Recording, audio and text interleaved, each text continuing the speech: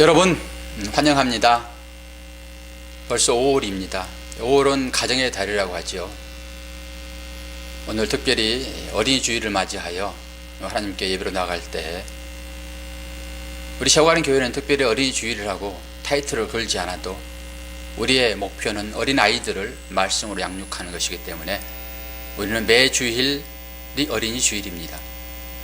이것은 보이는 것이고 또 성경 말씀으로 들어가서 한번 살펴보게 되면은 사실 우리 모두는 다 어린 아이와 같지 않으면 안 되잖아요. 어린 아이와 같은 자만이 천국에 이룰 수 있기 때문에 그렇죠. 어린 아이가 순해서 그렇습니까? 어린 아이는 누구로부터 보호를 받지 않게 되면은 혼자 살아갈 수 없는 연약한 자, 그런 의미의 어린 아이죠. 그러니까 하나님의 은혜가 아니고서는 구원받을 수 없다라고 고백하는 그런 자들이 어린 아이입니다. 자, 그런 의미에서 오늘 여기 앉아 계신 여러분 모두는 다 어린이인 것을 여러분 고백하십니까? 예, 그렇습니다. 자, 그런 의미로서의 어린이 주일을 이 시간 말씀을 통하여 하나님께 예배드리도록 하겠습니다. 세워가는 교회 가운데 오늘 또 변함없이 하나님께서 말씀을 주셨는데, 말씀은 요한복음 12장입니다. 12장 26절에서 43절까지의 말씀, 좀 긴 듯한 말씀인데 제가 빠른 속도로 봉독을 합니다. 사람이 나를 섬기려면 나를 따르라. 나 있는 곳에 나를 섬기는 자도 거기 있으리니 사람이 나를 섬기면 내 아버지께서 그를 귀히 여기시리라. 지금 내 마음이 괴로우니 무슨 말을 하리요. 아버지여, 나를 구원하여 이때를 면하게 하여 주시옵소서. 그러나 내가 이를 위하여 이때에 왔나이다. 아버지여, 아버지의 이름을 영광스럽게 하옵소서 하시니 이에 하늘에서 소리가 나서 이르되 내가 이미 영광스럽게 하였고 또다시 영광스럽게 하리라 하시니 곁에 서서 들은 무리는 천둥이 울었다고도 하며 또 어떤 이들은 천사가 그에게 말하였다고도 하니 예수께서 대답하여 이르시되 이 소리가 난 것은 나를 위한 것이 아니요 너희를 위한 것이니라. 이제 이 세상에 대한 심판이 이르렀으니 이 세상의 임금이 쫓겨나리라. 내가 땅에서 들리면 모든 사람을 내게로 이끌겠노라 하시니 이렇게 말씀하시면 자기가 어떠한 죽음으로 죽을 것을 보이심이로라. 이에 무리가 대답하여 우리는 율법에서 우리가 그리스도가 영원히 계신다 함을 들었거늘 너는 어찌하여 인자가 들려야 하리라 하느냐. 이 인자는 누구냐. 예수께서 이르시되 아직 잠시 동안 빛이 너희 중에 있으니 빛이 있을 동안에 다녀 어둠에 붙잡히지 않게 하라. 어둠에 다니는 자는 그 가는 것을 알지 못하느니라. 너에게 아직 빛이 있을 동안에 빛을 믿으라. 그리하면 빛의 아들이 되리라. 예수께서 이 말씀을 하시고 그들을 떠나가서 숨으시니라. 이렇게 많은 표적을 그들 앞에서 행하였으나 그를 믿지 아니하니 이는 선지자 이사야의 말씀을 이루려 하심이라. 이르되 주여, 우리에게 들은 바를 누가 믿었으며 주의 팔이 누구에게 나타났나이까 하였더라. 그들이 능히 믿지 못한 것은 이 때문이니 곧 이사야가 다시 일렀으되 그들의 눈을 멀게 하시고 그들의 마음을 완고하게 하셨으니 이는 그들로 하여금 눈으로 보고 마음으로 깨닫고 돌이켜 내게 고침을 받지 못하게 하려 함이라 하였음이더라. 이사야가 이렇게 말한 것은 주의 영광을 보고 주를 가리켜 말한 것이라. 그러나 관리 중에도 그를 믿는 자가 많되 바리새인들 때문에 드러나게 말하지 못하니 이는 출교를 당할까 두려워함이라. 다 같이 읽겠습니다. 그들은 하나님의 영광을 하나님의 영광보다 더 사랑하였더라. 아멘. 오늘 설교의 제목을 이렇게 달아봤습니다. 숨으시는 예수님이지만은 부제로 꼭꼭 숨어라 머리카락 보인다. 왜 이런 부제 설교를 굳이 달아야 했을까요? 숨으시는 예수님이 의미가 있기 때문에 여러분들의 그 머리에 각인시키는 것이 어떻겠는가. 우리 어릴 때 많이 했던 놀이이지 않습니까? 지금도 우리는 그렇게 하지 않지만은 많은 아이들이 이 놀이를 즐겨합니다. 꼭꼭 숨어라 머리카락 보인다. 뭔가 숨바꼭질하는 그런 뉘앙스의 말이죠. 이제 우리는 요한복음 12장 마지막 부분에 당도했습니다. 지난주에 어떤 말씀이 증거되어졌지요? 하나님의 미랄이 되어서 죽으신 예수 그리스도에 의해서 열매로 맺혀지게 될 교회에 관해 공부함으로써 구원이라고 하는 것은 예수 그리스도의 공로에 의해서만 이루어진다는 것을 우리가 배웠지 않았습니까? 이것은 요한복음이 담고 있는 핵심 사상입니다. 성경 전체가 이러한 이야기를 메시지로 담고 있는 것이지요. 그래서 우리가 요한복음을 지금 계산해 보니까 작년 5월 말 주일부터 시작을 했더라고요. 이제 5월 첫 주간이 됐죠. 벌써 11개월, 거의 12개월을 요한복음을 해오고 있습니다. 요한복음은 21장까지 있는데 지금 12장 말미에 왔으니까 절반을 조금 넘었죠. 그러나 앞으로도 한 1년 정도 이 요한복음을 가지고 더 설교가 진행되어질 터인데, 여러분들이 한 20, 30년씩 신앙생활을 해오면서 요한복음 전체를 한번 설교를 들어보신 경우가 별로 없을 것입니다. 그러나 우리는 지금 아주 세밀하게 요한복음을 관찰해 보고 있잖아요. 그래서 요한복음을 여러분들이 이 한 1년, 2년 동안에 잘 깨닫게 되게 되면은 성경 전체를 이룰 수 있는, 즉 성경의 맥을 잡을 수 있게 되고 성경이 무엇을 말하는지 분명하게 여러분들이 알게 될 것이고, 그것을 통하여서 우리의 믿음의 진보가 어린아이에서 청년의 믿음으로 갈 수 있을 것이라 저는 확신을 합니다. 비록 조금 여러분들의 그 머리 쓰는 수고로움이 있겠지만은 잘 따라오시게 되면은 아마 큰 밑거름을 아마 그릴 수 있을 것이다 생각을 하게 됩니다. 지금까지 요한복음을 공부하면서 주된 내용은 인간의 불가능함과 또한 하나님의 은혜가 대조되어서 아주 긴장을 이루고 있는 것을 봅니다. 인간은 자신의 유익을 위하여 하나님을 이용하려고 하고, 하나님은 당신의 백성을 구원하여 하나님의 영광을 드러내시겠다라고 하는 것이 극명하게 대조되어지고 있다라고 하는 것이지요. 오늘 본문도 그런 맥락에서 벗어나지는 않을 것입니다.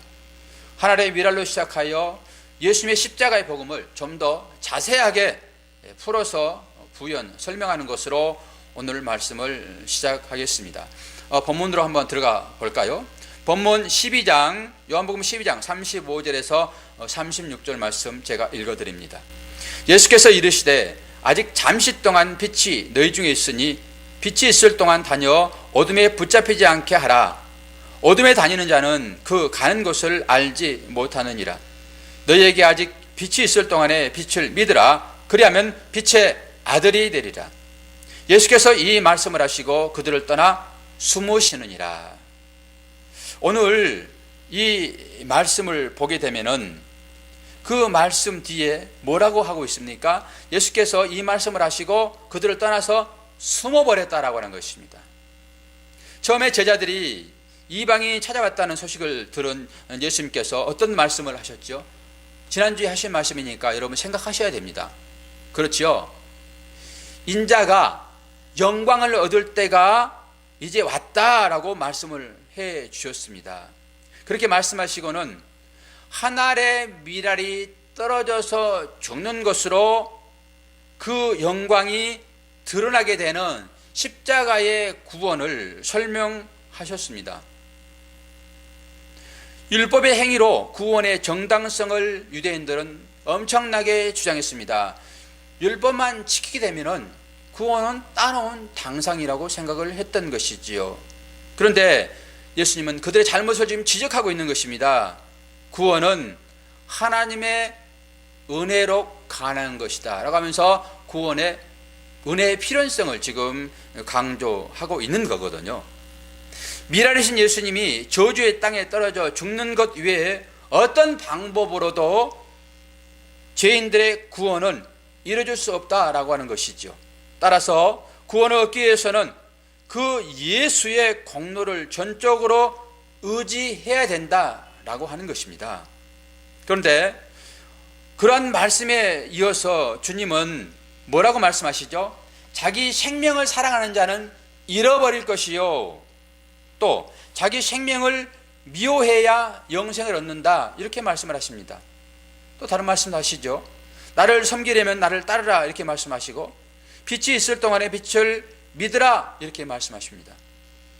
마치 우리에게 어떤 열심을 촉구하는 것처럼 그렇게 여러분 들려지지 않습니까? 무슨 인간 쪽에서 우리가 구원에 의하여 우리의 어떤 필요를 요구하는 것처럼 그렇게 들리지 않습니까? 그렇다라고 하게 되면은 이 말씀은 분명 앞뒤가 맞지 않는 말씀이 되지요. 그런데 대반전이 일어납니다. 이게 36절입니다. 그렇게 빛을 믿어야 한다고 말씀하시면서 빛이신 예수님이 숨어버리시는 것입니다. 그런데 여기서 숨어버리다, 숨으시다 라고 하는 거, 이것을 언어로 말씀을 찾아보게 되면은 이건 수동태입니다. 능동태하고 수동태는 분명 다르지요. 성경의 말씀은 이 태와 시, 이거 참 중요합니다. 이게 수동태인가 능동태인가 잘 보셔야 되고요. 또 동사인가도 좀 보셔야 됩니다. 이것은 수동태로서 어떤 의미가 있습니까? 숨겨지다, 덮어지다, 또 감추다 이런 의미가 있거든요. 그러면은 이 말씀을 다시 번역을 하게 되면은 이렇게 말할 수 있죠. 누군가가 예수님을 숨기셨다 이렇게 번역할 수도 있지요. 다른 말로 하나님께서 빛이신 예수 그리스도를 숨기셨다라는 말이 됩니다. 왜 하나님은 예수님을 믿으라고 해놓고 빛이신 주님을 숨겨버리신 것일까요? 여러분 그런 의문점이 들지 않습니까? 바로 뒤에 이 이유가 설명되어져 있습니다. 38절부터입니다. 이 말씀은 이사야서에서 인용된 그런 말씀이거든요. 요한복음 12장 38절에서 40절 말씀을 제가 읽어드립니다.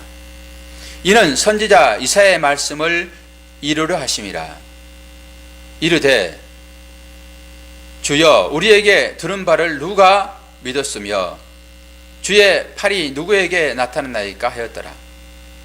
그들이 능히 믿지 못한 것은 이 때문이니 곧 이사야가 다시 일렀을 때 그들의 눈을 멀게 하시고 그들의 마음을 완고하게 하셨으니 이는 그들로 하여금 눈으로 보고 마음으로 깨닫고 돌이켜 내게 거침을 받지 못하게 하려 함이라 하였음이러라. 이처럼 이사야의 말씀을 이루기 위하여 숨기셨다라는 말이 되죠. 그런데 우리는 이 말씀을 듣고는 다시 찾아가 봐야 됩니다. 어디로 갈까요? 원래 이사야서를 통해서 주신 말씀, 인용된 말씀이기 때문에 그 말씀을 찾아 들어가야 됩니다. 이사야서 6장 9절에서 13절 말씀이 바로 그 말씀이죠. 제가 읽어드리겠습니다. 여호와께서 가라사대 가서 이 백성에게 이르기를 너희가 듣기는 들어도 깨닫지 못할 것이요 보기는 보아도 알지 못하리라 하여 내 백성의 마음을 둔하게 하며 그 귀가 막히고 눈이 감게 하라 염려컨대 그들이 눈으로 보고 귀로 듣고 마음으로 깨닫고 다시 돌아와서 고침을 받을까 하노라. 내가 가로되 주여 어느 때까지니까 대답하시되 성읍들을 황폐하게 하여 거민이 없으며 가옥들에는 사람이 없고 이 토지는 전폐하게 되며 여호와께서 사람들을 멀리 옮겨서 이 땅 가운데 패한 곳이 많을 때까지라. 그 중에 10분의 1이 오히려 남아 있을지라도 이것도 삼키운 바 될 것이나 밤나무 상술나무가 뱀을 당하여도 그 그루터기는 남아 있을 것 같이 남아 있는 것 같이 거룩한 씨가 이 땅의 그루터기니라. 이사야 선지자가 하나님을 보았잖아요. 그 당시에 누구든지 하나님을 보게 되게 되면은 다 죽는다라고 생각을 했습니다. 당연히 이사야도 하나님을 보아버렸기 때문에 자기는 죽을 수밖에 없다라고 하는 것을 직감했습니다. 그래서 이런 고백을 하지요. 화로다 나로 망하게 되었도다 라고 외칩니다. 그때 제단 숯불을 취하여 이사야의 입술을 지져버리시거든요. 그건 뭡니까? 제단 숯불이라고 하는 것은 성령을 의미합니다. 이게 성령의 능력으로 이사야의 입술에 거짓된 그 죄들이 씻겨졌다라고는 의미가 있는 것이죠. 그때 하나님이 그렇게 말씀하시잖아요. 내가 누구를 위하여 내가 나를 위하여 누구를 보낼꼬, 이렇게 말씀하시죠. 그때 이사야가 이렇게 대답합니다. 그러니까 죄 씻음 받은 자, 거듭난 자, 구원 받은 자, 말씀에 순종하기로 결단하는 자는 늘 하나님의 말씀이 떨어지게 되면 바로 아멘, 순종으로 나오게 되어 있습니다. 거기에 가타부타 무슨 변명을 합니까? 바로 이사야가 지금 비단 숯불을 통하여서 입술이 지어졌다라고 하는 것은 죄 사함을 받았다라고 하는 것이고 하나님의 부름을 받았다라고 하는 것이죠. 바로 고백을 하지 않습니까? 제가 가겠습니다입니다. 우리 모두는 다 이런 고백을 할 수 있어야 되는 것이지요. 이와 같이 이 하나님이 이사야에게 사명을 줄 때 이사야가 이런 말씀을 하시잖아요. 그때 하나님께서 말씀하시잖아요. 보내면서 뭐라고 얘기합니까? 내용을 잘 살펴보게 되면은 그들이 믿지 못하게 하시겠다라고 하는 것입니다. 어떻게 복음을 전하고서는 이거 믿으면 안 돼? 아니, 믿지 못하게 복음을 전해야 돼. 이게 말이 잘 안 되잖아요, 논리적으로. 근데 하나님은 이스라엘을 지금 선지자로 뽑아서 하나님의 말씀을 선포하게 하시잖아요. 그러지 않습니까? 그런데 그들의 귀를 막고 입을 닫고 눈을 막아버려요. 듣지 못하게 합니다. 이게 무슨 말이에요, 지금? 여기에는 심오한 메시지가 들어있다라고 하는 것을 여러분이 즉각적으로 여러분 아셔야 됩니다. 이 성경에는 이렇게 여러 가지 우리가 이해하지 못할 그런 일들이 분명히 있어요. 그럼 도저히 이것은 내가 아무리 생각해도 이해가 잘 안 돼. 거기에 핵심이 있습니다. 잘 살펴보셔야 된다라고 하는 것이지요. 죄인들이 자신들의 힘으로 하나님을 믿어버리게 되면은 뭔가 큰 일이 일어난다라고 하는 경고의 메시지가 여기에 들어있다라고 하는 것이죠. 이게 무슨 말인지 잘 모르시겠죠? 좀 들어보시면 알게 됩니다. 요한복음 1장에 빛이 왔으되 그의 자녀들이 빛을 알아보지 못했다라고 우리는 요한복음 1장에서 다 배웠지 않습니까? 이러한 일이 왜 일어났었는지 오늘 이 말씀을 드리면서 조금 이해가 되지는 않습니까? 예, 그렇죠. 조금 이해가 되는 것이죠. 그들이 알아보지 못한 것은 하나님이 비추신 예수님을 숨기셨기 때문이다라고 하는 거예요. 눈을 가렸다라고 하는 것, 또 다른 말로 눈을 뜨게 했다라고 하는 것. 눈을 뜬 자만이 보는 것이고 눈을 뜨게 하지 않으면은 감겨 있는 상태가 되기 때문에 빛이 와도 그 빛을 분별할 수가 없지요. 우리가 예수님을 믿는다라고 하는 그 자체가 바로 하나님께서 그렇게 하셨다라고 하는 것을 이런 본문의 말씀을 통해서도 우리는 깨달을 수 있는 것입니다. 하나님의 은혜가 임할 때만이 믿음의 고백이 가능하다라고 하는 것을 이해할 수 있겠지요. 그들이 알아보지 못한 것은 하나님이 비추신 예수님을 숨기셨기 때문이다라고 하는 것이죠. 그렇다고 하게 되면 하나의 의문이 생기지 않습니까? 하나님의 빛을 숨겨놓으시고 그 빛을 믿지 않을 때 어떻게 하겠다고요? 심판하시겠다라고 하는 거예요. 아니, 숨겨놓고 그 빛을 보지 못하면 심판하겠다. 이게 무슨 말씀이세요? 우리는 잘 이해가 되지 않습니다. 거기에 하나님이 어떻게 이런 이해가 되지 않는 일을 하실 수 있는가라고 하는 것이죠. 이게 핵심이라니까요. 잘 살펴보셔야 돼요.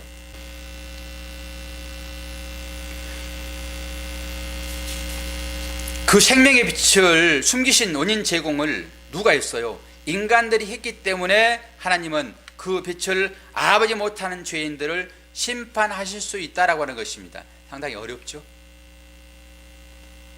그런데 무언가를 숨기신 사건이 하나 있어요. 그 사건을 통해 가지고 오늘 이 말씀이 뭘 얘기하는지 깨달아 볼 수 있습니다. 우리가 성경을 보는 관점이지요. 구약과 신약을 동시에 보지 않게 되면은 우리는 성경을 해석할 방법이 없습니다. 오늘 빛을 보내놓고 빛을 믿지 않으면 심판하겠다 라고 해서 믿으라고 했더니 빛을 숨겨버리는 거예요.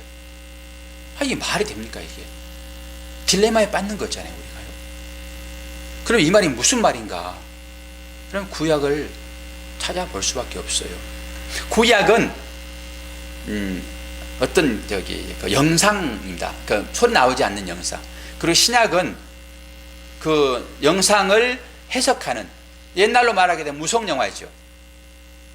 영상에 돌아가고 변사가 이렇게 마이크를 잡고 계속 그 돌아가는 영상에 대해 설명하잖아요. 그런 것입니다. 그러니까 영상만 보고서는 이게 무슨 영상인지는 몰라요. 한 여인이 울고 있습니다. 그런데 이 여인이 기뻐서 우는지 슬퍼서 우는지를 모르잖아요. 그때 변사가 슬픕니다, 기쁩니다 라고 설명해야지만이 그 울음의 진위를 깨닫죠. 바로 그런 것입니다. 그러니까 신약은 변사의 소리라고 보시면 되고요, 구약은 그냥 활동 사진이라고 보시면 돼요. 이 활동 사진을 쭉 돌리는데 신약의 그 말로 이렇게 이제 해석을 해주는 거죠. 그렇게 신약만을 가지고, 말만을 가지고 우리가 듣게 되면은 또 이것도 헷갈리는 거죠. 그래서 그림이라고 하는 영상을 다시 조명해서 보는 거예요. 신약의 이 부분, 빛이 왔는데 빛을 감춰버렸다, 이게 무슨 말이야? 도대체 이해할 수 없어. 그러면은 구약의 그림자로 한번 가봐야죠. 그 동영상으로 봐야 되죠. 그게 바로 창세기 3장 22절에서 24절 말씀입니다. 제가 읽어드립니다. 여호와 하나님이 가라사대, 보라, 이 사람이 선악을 아는 일에 우리 중 하나같이 되었으니 그가 그 손을 들어 생명나무 실과도 따먹고 영생할까 하노라 하시고, 여호와 하나님이 에덴 동산에서 그 사람을 내어 보내어 그의 근본된 토지를 갈게 하시니라. 이같이 하나님이 그 사람을 쫓아내시고 에덴 동산 동편의 그룹들과 두루 도는 화영검을 두어 생명나무의 길을 지키게 하시니라. 불칼이죠, 화영검은. 하나님께서 범죄한 아담과 하와가 생명나무 실과를 따먹고 영생할까 봐서 생명나무를 불칼로 막고 그룹들을 두어서 지키게 하셨다라고는 요지 아닙니까? 뭘 말하죠? 지금 생명나무, 그 나무를 하나님께서 숨겨버리셨다라고 하는 것이죠. 지금 요한복음에 나와 있는 빛을 숨기시는 그 하나님과 오늘 지금 창세기에 나와 있는 생명나무를 숨겨버리시는 그 하나님과 똑같잖아요. 그래서 요한복음은 바로 창세기와 그대로 연결되어 있습니다.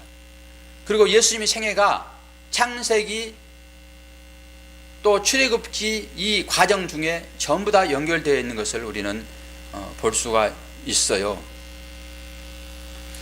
인간들이 선악을 아는 일에 하나님과 같이 되었다는 말은 절대 뭐예요? 하나님 의존적 인간이 자기들의 선악의 판단자가 되어 자신들의 기준과 판단으로 선악을 판단하기 시작했다라고 하는 말이죠. 우리 인간은 독립자는 아닙니다. 의존자이거든요. 그렇게 지어짐 받았습니다. 그런데 우리가 언제 독립자 행세를 하게 되죠? 바로 그게 자리 이탈입니다. 아담이 지어진 대로 하나님 말씀에 순종하여 살게 되면은 그 자리를 보존하는 것이고, 그 자리가 복된 자리거든요. 생명이 부어지는 자리거든요. 그게 바라크 아닙니까? 그런데 이 뱀의 유혹을 통하여서 그가 그 자리를 이탈하게 된 중요한 요인 하나가 있는데, 그것은 자기도 하나님처럼 판단자가 되겠다라고 하는 것입니다. 다른 말로 심판자가 되겠다. 즉 선악을 나도 분별한 자가 되어 통치하겠다라고 하는 의미가 그 가운데 있습니다. 그게 바로 자리 이탈인 것이죠. 성경은 이것을 죄라고 딱 규정해 놓고 있습니다. 이게 자기 자리를 지키지 않으면 다 죄라고 하는 것이죠. 여기에서 우리가 영생할까 봐서 그렇게 하셨다라고 했는데, 영생이 뭐죠? 영생? 오래 사는 것. 김사님도 오래 살기를 원하시잖아요.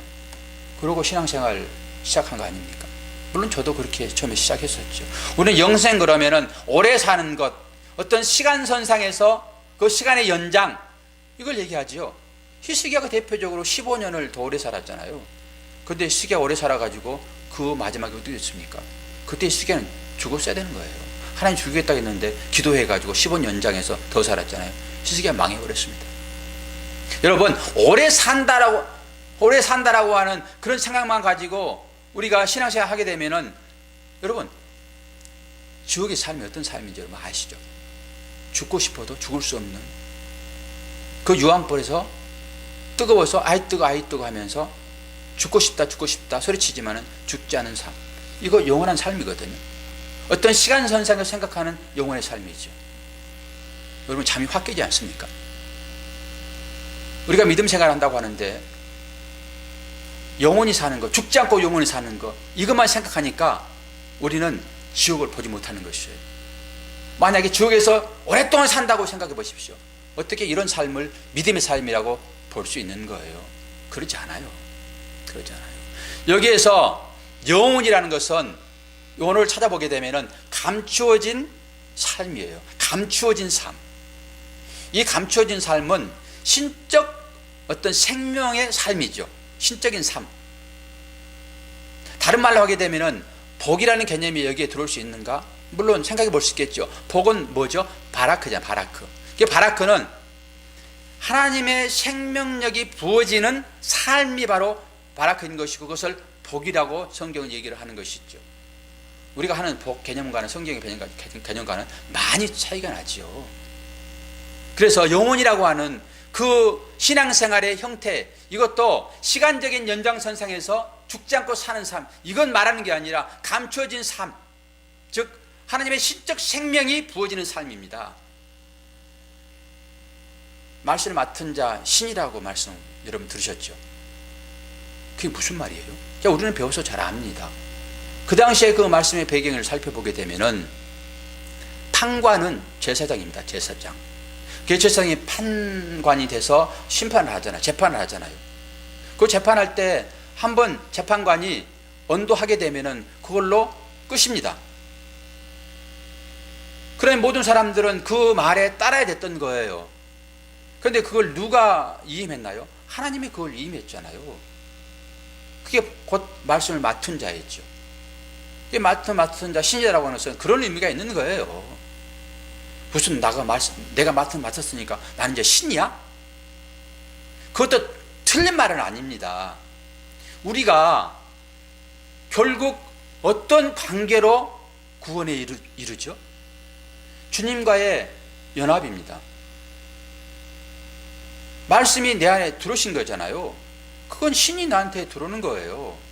그러면은 이게 유니언 크라이스트, 한 몸 사상이거든요. 이렇게 될 때 우리는 구원에 이르는 것이고, 여기에 하늘나라가 임하는 것입니다. 그랬을 때 내가 존재론적인 신은 아니지만은 신적 성품을 원래부터 가지고 있었어요. 그런데 그게 아담의 죄로 인해 가지고 파괴되어 버렸잖아요. 완전하게. 그래서 우리를 티끌이라고 얘기를 하는 것이고요, 흙이라고 얘기하는 것이고, 거름뜸이라고 얘기를 하는 것입니다. 거기 가야 살거든요. 그게 다시 생명이 부어져야 되는데 그게 십자가를 통해서 우리에게 부어지는 거 아닙니까? 이게 주님이 우리한테 들어오시는 거죠, 말씀이. 그래서 우리는 주님과 하나 되는 것이고 그 생명의 삶을 사는 것입니다. 이게 바로 영혼의 삶이에요. 그 삶이 우리의 믿음인 것이죠. 이게 영생입니다. 그런데 생명나무 실과를 먹으면은 그 영생이 가능해진다라고 얘기를 지금 하고 있잖아요. 여기서 생명나무를 상징하는 것이 무엇인지 또 알아봐야 되겠죠. 그는 요한복음 6장에서 오병이어의 떡 사건 기억나시죠? 잊어버렸어요 벌써? 기억나셔야 됩니다. 요한복음 6장 51절 말씀을 제가 읽어드립니다. 나는 하늘로서 내려온 산떡이니 사람이 이 떡을 먹으면 영생하리라. 나의 줄 떡은 곧 세상의 생명을 위한 내 살이로라 하시니라. 창세기에는 생명나무를 먹으면 영생한다 얘기를 했고, 오늘 요한복음 6장 51절에는 나는 생명, 즉 하늘의 떡이고 나는 생명의 떡이요 이 떡을 먹는 자는 살 것이다 이렇게 얘기를 하고 있잖아요. 영생한다라고 기록하고 있잖아요. 뭘 얘기하고 있습니까 지금? 창세기에 나와 있는 그 영생을 주는 그 나무 열매, 이게 누구를 가리키고 있죠 지금? 구약은 어떤 형상을 통해 가지고 또 다른 의미의 뭔가를 말해주고 있는 어떤 교본 재료라고 말씀드렸잖아요. 뭘 얘기하고 있겠습니까? 그 생명나무는 예수 그리스도를 의미한다고 우리는 성경을 통해 가지고 분명하게 볼 수 있는 것이죠. 그래서 생명나무와 그 실과는 그 자체에 무슨 능력이 있기보다는 생명의 떡이시며 생명의 빛이신 예수 그리스도의 은혜의 메시지를 담고 있는 상징물이다 라고 하는 것을 우리는 깨달아야 될 거예요. 그렇다면 인간이 생명나무의 실과를 따먹고 영생하게 될까봐 그 생명나무로 향하는 길을 막아버리셨다라고 하는데, 도대체 그 생명나무 열매를 따먹게 되면 어떤 일이 일어나기에 원천 봉쇄를 지금 하고 계실까요? 여러분 다 아시죠? 이 문제. 죄의 문제를 해결하지도 않았는데 생명나무의 과실을 먹게 되면 어떻게 되는 거예요? 우리가 잘 알고 있잖아요. 이런 부분들은. 죄인된 사람이 죄인된 몸으로 영원히 사는 것, 이거 행복일까요? 무슨 시간상의 영혼이라고 말해도 상관없어요. 또 지옥 가운데 있는 사람, 죄인들이 가는 거잖아요. 그 사람들이 생명나무의 열매를 먹고 영원히 살게 되면 어떻게 되는 것입니까? 말이 안 되는 것이죠. 그래서 하나님의 살아가는 자, 창세전 언약을 통해 가지고 선택하기로 결정되어진 자, 그들은 어떻게 해서든지 그러한 저주의 삶을 살지 않아야 하기 때문에 하나님께서 에덴 동산에 불칼을 든 천사를, 그룹들을 지키게 하는 것입니다. 에덴 동산에 쫓겨나면요 축복이지 결코 저주가 아니다라고 하는 것이죠. 자, 이렇게 될 때 우리는 하나님께서 왜 숨기셨는지, 빛이 되신 예수 그리스도를 숨겼는지를 알게 되는 거지요. 요한복음은 인간의 가능성을 기각하고 하나님의 은혜만을 강조하고 있습니다. 그 관점에서 성경을 보게 되면은 왜 하나님이 생명나무를 숨기셨는지 잘 이해가 될 거예요. 하나님은 창세전에 택한 당신의 백성들을 이미 생명책에 기록해 놓았습니다. 그리고는 그들을 역사 속에 파송하셨고요. 그리고 그들의 삶을 하나님의 은혜로만 살아갈 수 있도록 절대 의존적 존재로 만드신 것입니다. 그리고 당신의 독생자를 이 땅에 보내셔서 골고다에 못 박으심으로 그 예수의 십자가의 의미가 축약되어 있는 것이 바로 십자가의 의미입니다. 이것은 하나님의 은혜성과 절대성을 만천하에 공포하는 것입니다. 십자가가 그런 것이다라고 하는 거예요. 하나님의 절대성, 하나님의 은혜성, 이것을 선포하는 그 도구가 십자가라고요. 단순히 예수 죽여서 너희들의 죄를 내가 사해 줄 거야, 이런 의미만 여러분 있다고 생각하십니까? 그렇지 않아요. 십자가의 그 사건도 어쩌면은 하나님의 큰 우주를 다스리는 계획 가운데 하나일 수 있어요. 우리는 그것이 전부다고 보니까. 왜 전부예요? 우주가 나를 중심으로 살고 있다, 나를 중심으로 돌고 있다라고 생각하는 나 중심의 신앙 때문에 그렇게 볼 수 있어요. 그게 성경으로 보게 되면 완전히 틀리다 그렇게 말할 수는 없지만은, 하나님은 우리를 살리시는 그 하나도 하나님의 그 계획 가운데 하나일 수 있다라고 하는 것을 생각을 해야 되는 것이죠.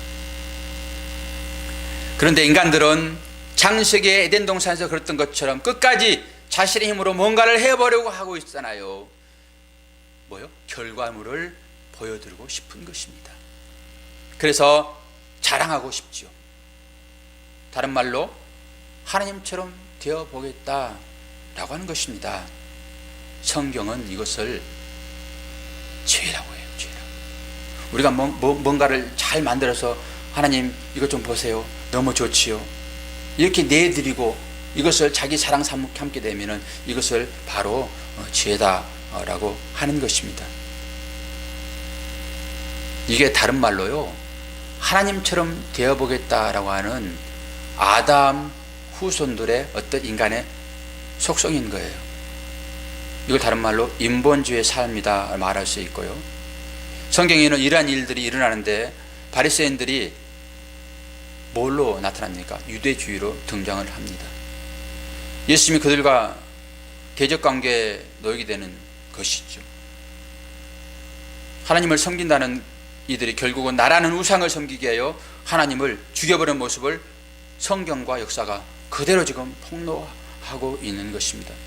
그것이 대대로 흘러오고 있고 흘러가는 것입니다. 어디에서요? 이 역사 안에서 말이죠. 교회는 하나님의 영광을 위하여 존재해야 되는데 이 역사 안에서 인생 도미로 전략하고 있다라고 하는 것이죠. 하나님 앞에서 티끌에 불과한 사람들이 자기 자신을 부인하지 못하고 여전히 자신의 가능성을 주장하는 것은 옛사람이 나를 부인하지 못하는 것이다 라고 하는 것입니다. 나가 속해 있는 세상을 부인하지 못한다라고 하는 말과 똑같아요. 내 자신을 부인하지 못하면 절대 하나님의 제자 될 수 없습니다. 그래서 마태복음 16장에 그런 말씀을 해주시는 거예요. 내 제자가 되려거든 자신을 부인하고 자아를 부인하고 너 죽이고 이 십자가를 질 것이다. 같은 말입니다. 그거. 그래서 자신들의 종교 행위를 의지하던 유대인들이 자신들을 이 땅에서 구해줄 메시아를 기다리는 것은 어떤 메시아일까요? 우리는 이것을 민속적 메시아 사상이다라고 얘기를 합니다. 정치적 메시아, 군사적 메시아를 기다리는 것이죠. 우리 지난번에 수전절이 어떤 의미가 있는지 여러분 배우셨죠? 성경에 구체적으로 나와 있지 않는 그 시대에 있었던 그 일이잖아요. 마카비 혁명, 망치.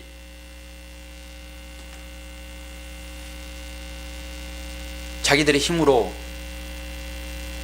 성전을 탈환하고 그리고 성전 정화하여 하나님께 바쳤잖아요. 마카비가 그 일을 했죠. 근데 얼마 못 가서 분란 때문에 다시 침탈당했습니다.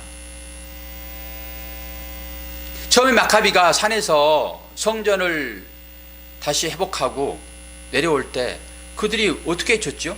호산나 외치지 않았습니까? 호산나 호산나, 우리를 구원하소서, 즉시 구원하소서.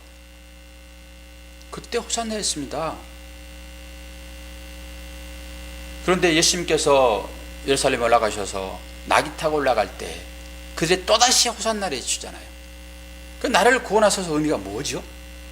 그때 그 다윗의 영광 지금 우리에게 이루어 주시기를 원합니다. 나를 구원해 주셔서, 이 앞지에서 나를 구원해 주셔서, 당신은 절대적인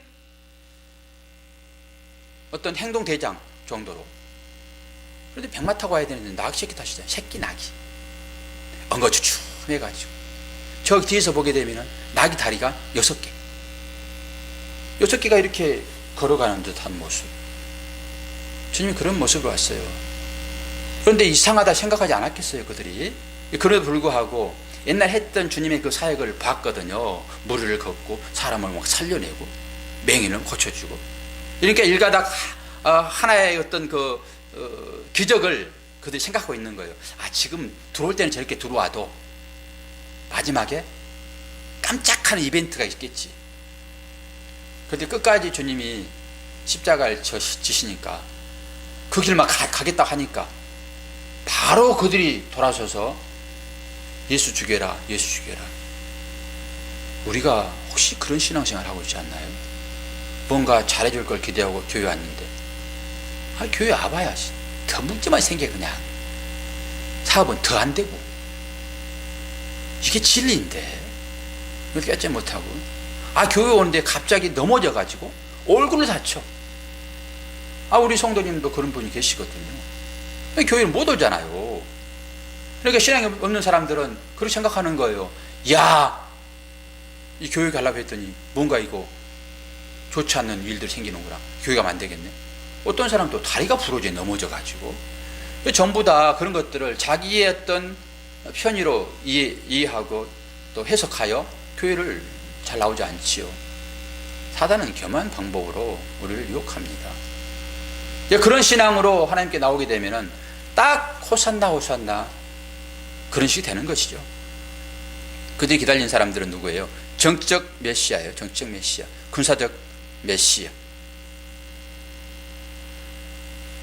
바로 그게 자기 스스로의 힘으로 하나님처럼 되어보겠다고 선악과를 따먹은 아담이 생명나무 실과를 따먹는 격이 되는 것이다 라고 하는 거예요. 이 말이 좀 어렵기는 해요. 그리고는 자기가 영생을 얻었다고 착각하며 살아가는 것입니다.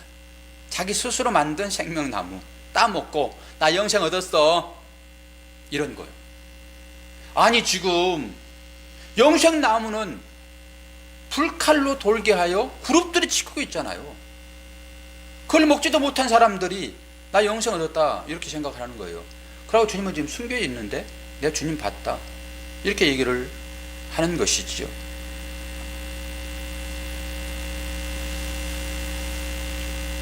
바로 그게 저주라라고 하는 것이죠.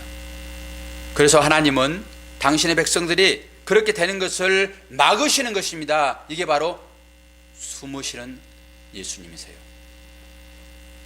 철저한 자기 부인 없이는 생명나무를 먹지 못하도록 막아버리시는 것입니다. 이러한 진리를 알지 못하고 인생의 연락을 즐기기 위하여 이 땅을 살아가면서 신앙생활하는 사람들에게 예수님은 이렇게 경고하고 있습니다. 여러분, 우리 구원받는 자 맞습니다. 이 성경책, 이건 생명책이거든요. 계시록에 나와 있는. 여기에 우리 이름이 기록되어 있다고 하는 건 뭘 얘기하죠? 제 이름 박도수가 거기 기록되어 있나요? 김 집사님 거기에 이름이 기록되어 있나요? 이건 뭘 얘기하죠? 지금 현재 우리에게 주어지는 이 말씀이 나와 상관이 없으면은 생명책에 이름 기록되어 있는 거 아닙니다. 옛날에 사건 그것이 현재 나와 상관이 없다라고 하게 되면은 성경과는 전혀 나 상관없는 것입니다. 그것과 나와 연결되어 있어서 믿음으로 상속자가 되어지고 하나님의 유산, 아니 유산이 뭡니까? 하나님 자신을 우리에게 유산하겠다고 하셨는데 그 자신을 받을 수 있는 자격은 뭐예요? 이 성경에 기록된 사실과 나와 하나 되는 것입니다. 이게 믿어질 때 우리는 생명책에 농명됐다라고 하는 것이지 무슨 내 이름이 어디 거기에 기록되어 있어요. 그 사건 하나하나하고 현재 나와 연결되지 않게 되면은 단절되어 있게 되면은 어떻게 생명력이 부어지냐고요. 하나님의 바라크 복이 어떻게 부어지냐고요. 여러분 복 제발 그 소리 하지 마세요. 복을 알고 말씀을 하셔야 돼요. 복 받기 위하여 교회 왔다. 말은 맞습니다. 제가 그 얘기 다시 한번 할 거예요. 산시산 수시수, 산시수 수시산, 다시 산시산 수시수. 깨달은 바가 참 많이 있습니다. 그 설명해도 여러분 지금은 잘 이해가 안 될 터인데 언젠가는 다시 한번 설명할 거예요. 그 부분 그까지 가야 되는 것이지. 이렇게 진리를 알지 못하고 인생 연락을 즐기는 이들에게 주님이 경고하는 말씀으로 마태복음 7장 21절에서 23절의 말씀을 주고 있어요. 제가 읽어드립니다. 나더러 주여 주여 하는 자마다 천국에 다 들어갈 것이 아니요 다만 하늘에 계신 내 아버지의 뜻대로 행하는 자라야 들어가리라.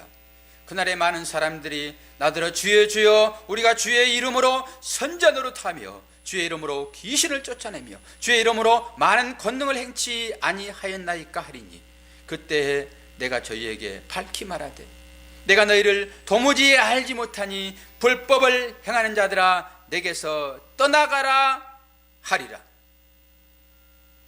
당신의 백성들이 자기를 주장하는 자리에서 내려와 자기를 부인하기 전에는 절대 빛을 볼 수도 없도록 생명나무를 숨겨버리신다라고 하는 것입니다. 언제까지 숨긴다고 하실까요? 언제까지? 언제 우리가 생명나무를 먹을 수 있죠? 아니 근원적으로 우리가 선택받은 자인 것, 에베소서 말씀하셨듯이 창신 언약을 통해 가지고 구원받은 자인 것, 생명청이 농명된 자인 것, 우리 그거 인정해요. 그거 사실이고요. 그러나 우리가 이 말씀을 이렇게 배워야 될 하나의 이유는 내가 어떻게 해서 그렇게 되었는가예요. 우리가 얼마나 이 신앙을 이렇게 비약해서 믿어버리는지, 예수 믿으면 구원해버리니까 그 중간 과정이 생략되어 버리니까 구원이 뭔지를 모르는 거예요. 이게 얼마나 가치 있는 것을 모르는 거예요.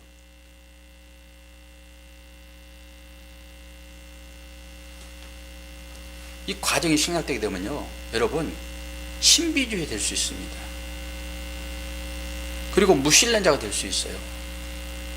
그래서 이 중간 개념을 여러분들이 잘 정리를 하셔야 돼요. 설교를 25분, 지금도 25분이 넘었는데 25분 주어놓고 조금 지나면은 시계 보고 여러분 그 시간 이후부터 세상 생각하고 하나님께서 우리를 구원하신 그 과정, 그게 생략되어지는데 그걸 설명해야지만 여러분들이 이해할 거 아닙니까?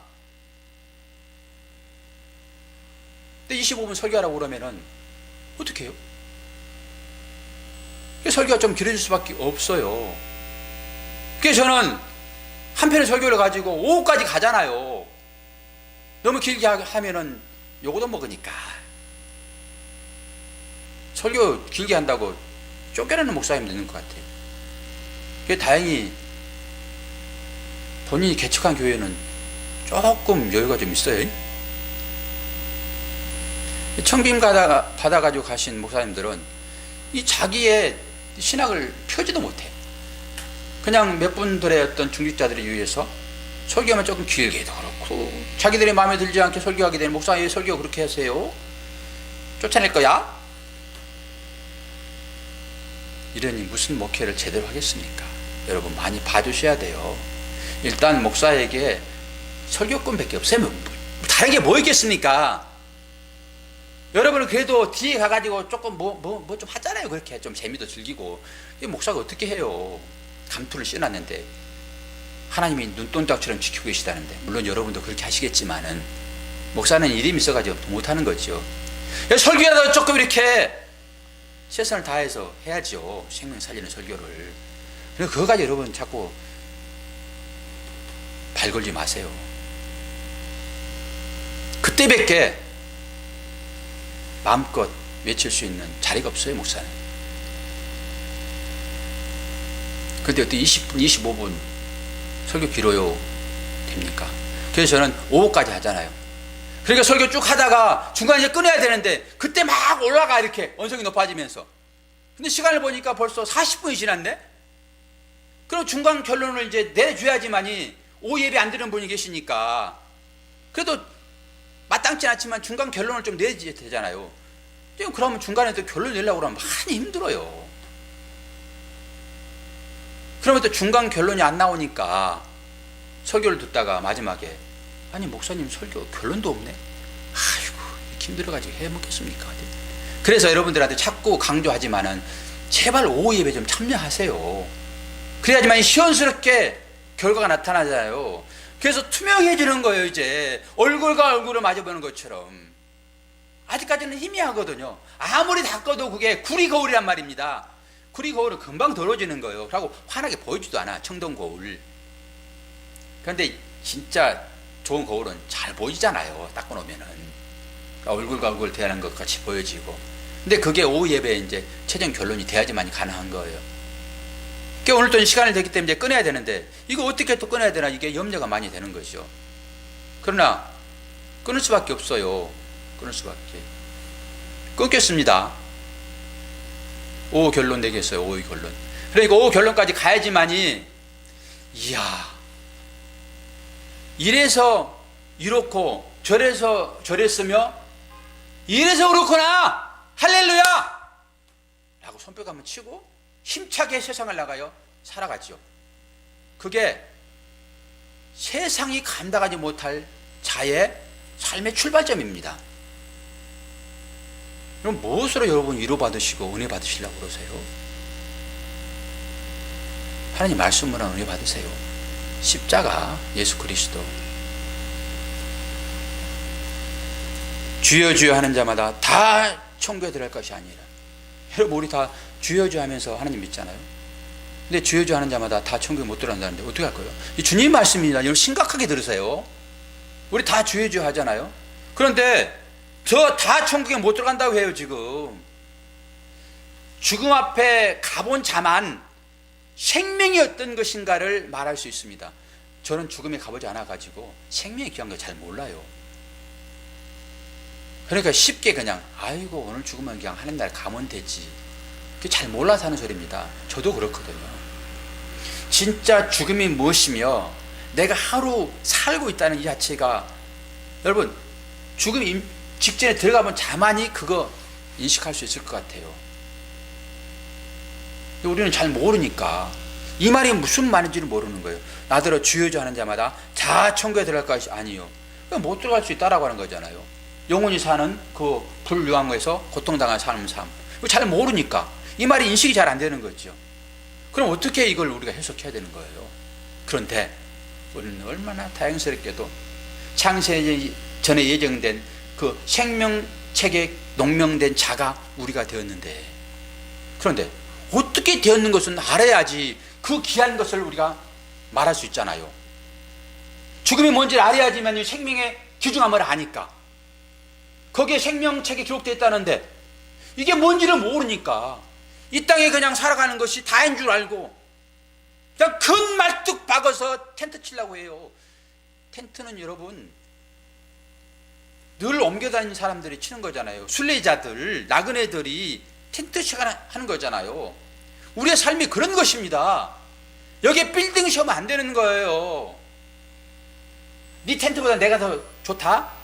내 텐트는 바람이 불어도 잘 날아가지도 않아. 왜? 내가 잘 박았거든. 그래 놓고 옆 텐트가 날아가니까는 그냥 자기 텐트는 그러면 안 되라고 아주 한마디를 하네, 한마디를. 그래 남들이 다 떠날 때 텐트를 뽑지를 못해가지고 그냥 사람들을 불러 뽑아달라고 이러면 늦어요. 언제든지 휘르륵 걷어서, 요즘 자동 텐트도 많이 있더만요.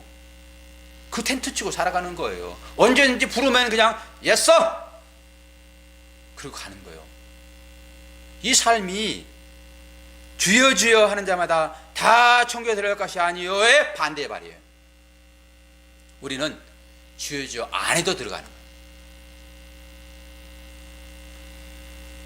이 말씀을 여러분이 잘 들으시고 오늘 중간 결론은 스스로 내리세요. 스스로. 오후에 다시 결말을 내겠지만은 아마 오늘 본문 말씀을 가지고 다음 주에 한번 되어야 될 것 같아요. 그래야지 저도 속 시원하고 여러분도 속이 시원해질 것 같아요. 청룡도로 그냥 간운장이 말 타고 다니면서 쫙 목을 치는, 말씀으로 악한 것들을 그냥 다 베어버리는 이런 삶을 여러분들이 사셔야 되고, 그런 것을 듣고 가셔야 되잖아요. 그래야 힘있지. 자기들의 욕망을 부채질로 해가지고 기분을 이렇게 업시켜서 내가 최고야로 그냥 만들어서 보내는 거, 이래줬더니 은혜 받았다고 고개를 90도로 절하고 나가는 사람이 있는데 좀 잘못 들은 거예요.